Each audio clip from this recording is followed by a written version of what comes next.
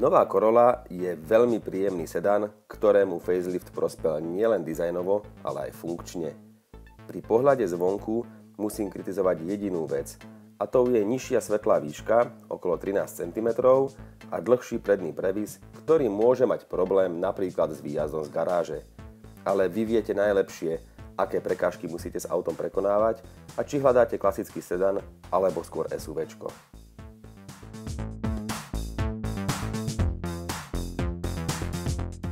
Ako môžete vidieť, Toyota nešetrila ani na obrysových svetlách.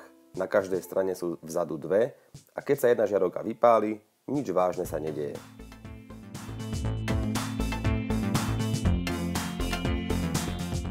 Ak sa obávate parkovania s týmto sedanom, pomôcť vám môže parkovacia kamera. Len ju musíte občas prečistiť. Veko batožinového priestoru takto príjemne odskočí, napríklad pri stlačení tlačidla nad evidenčným číslom, na diaľkovom ovládaní alebo pri potiahnutí páčky pri sedadle vodiča.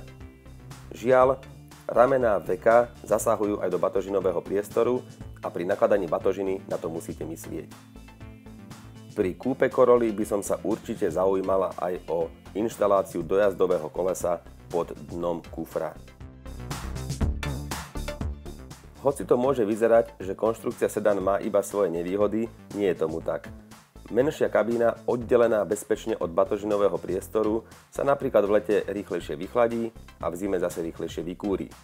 Corolla však trpí jedným nedostatkom, ktorým je absencia výduchov na nohy zadných cestujúcich. Pod prednými sedákmi sme nič také nenašli, pričom v tejto triede je to úplne bežná vec.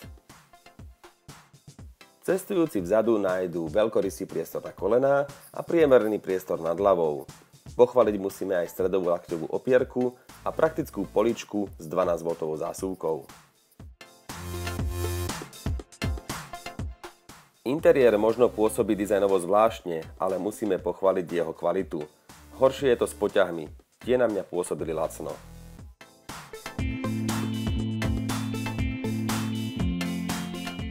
Príjemným prekvapením je klasická ručná brzda a posuvná lakťová opierka. Hoci kritizujem mäkké sedadlá s lacnými poťahmi, v tom vodičovom sa mi sedelo dobre. Chválim aj bočné vedenie a rýchly nábeh vyhrievania sedadla. Pochvalu si zaslúži aj automatický dojazd všetkých okien.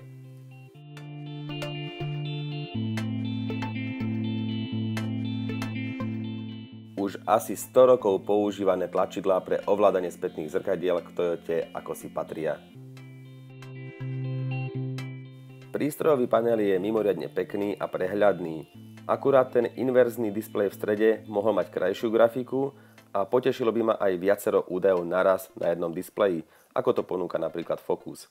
A tiež by som možno uvítal aj digitálne zobrazenie aktuálnej rýchlosti.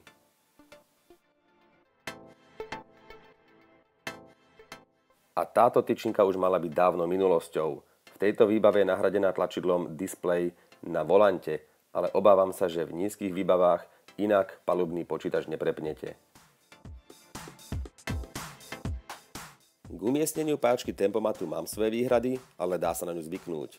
A bezkľúčové ovládanie si môžete prikúpiť.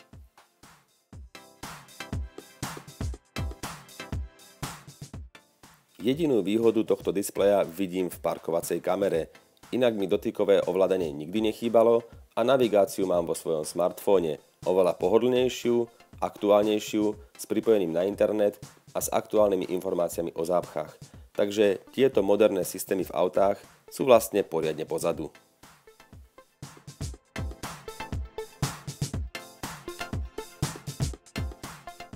Mimochodom, tento systém Toyota Touch 2 s navigáciou stojí 660 € aj k top výbave.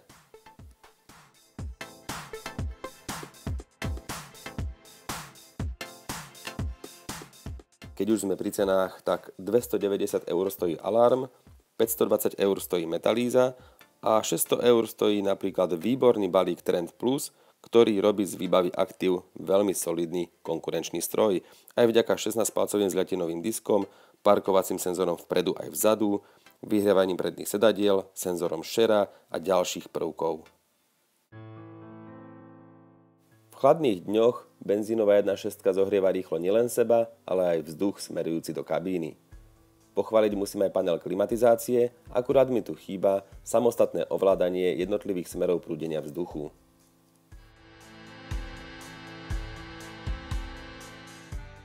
Táto skrinka pôsobí veľmi prakticky, ale keď do nej zasuniete USBčko alebo k nej pripojíte napríklad mobil káblom, už ju nezavriete.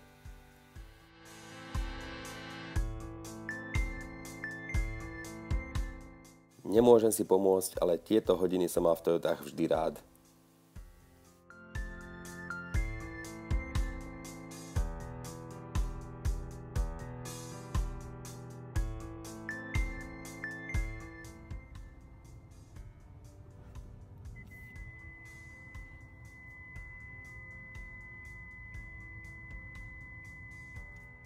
Táto japonská 1.6 sa mi vždy páčila a vidno, že Toyota na nej stále pracuje.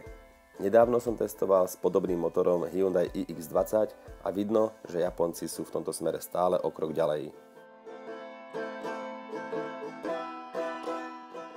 6-stupňová prevodovka je mimoriadne dobre odstupňovaná a ponúka aj nízke otáčky na diaľnici. Motor prekvapí aj spotrebou benzínu. Pri veľmi úsporných jazdách sme končili priemerom okolo 5,5 litra a pri neúspornom jazdení alebo presune plne naloženým autom po diaľnici sa pohybuje spotreba okolo 7 až 7,5 litra benzínu na 100 km a to je veľmi slušné. Corolla s 1.6 pod kapotou si zaslúži pochvalu za motor aj prevodovku, takisto podvozok je výborný. Odlučnenie kabíny je ukážkové a celkový dojem z auta kazí iba lenivý elektronický plyn a dlhá spojka.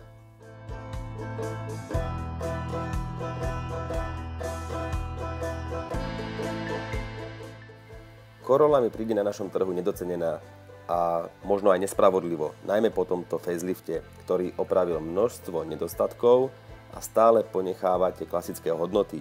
Tradične jednoduchý motor, tradičná konštrukcia a tradične kvalitné spracovanie. Takže sa na ňu určite choďte do predajne pozrieť.